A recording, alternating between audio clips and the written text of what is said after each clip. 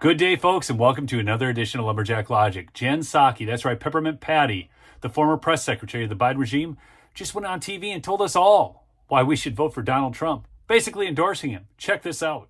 And yet, the hand-wringing and cocktail party speculation about an alternative to Joe Biden is continuing, will continue.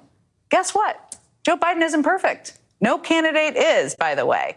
But we have to understand what the alternative is here. If elected to a second term, Donald Trump would prosecute anyone he deems an enemy.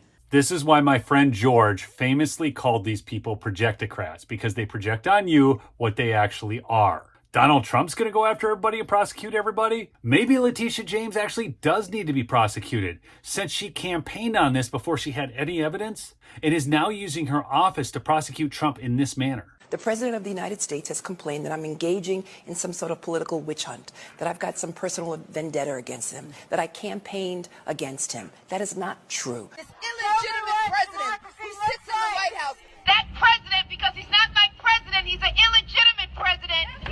His days are numbered. His days are numbered. Unleash troops on protesters and essentially unravel the rule of law as we know it.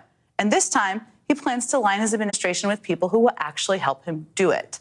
Unravel the rule of law as we know it?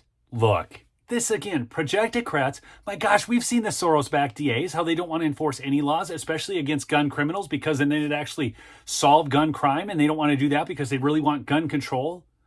We've seen the southern border, how porous it is, how they're allowing criminal elements into our country, into our society. They have no willingness to enforce the rule of law on the southern border.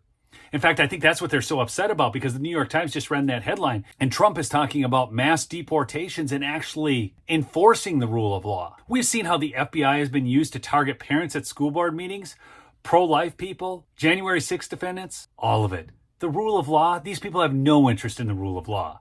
And if Trump is willing to get some people around him who will actually gut these evil organizations, who will actually prosecute real criminals, well then by all means, thank you for the endorsement, Jen Psaki. But sure, Joe Biden is 3 years older and occasionally trips over things. Trips over things? Talk about minimizing. There's also the hair sniffing, the Ashley Biden diary, the illegal dealings with China and Ukraine. There's so much. Look, there's a lot to be concerned about right now when it comes to a second Trump term.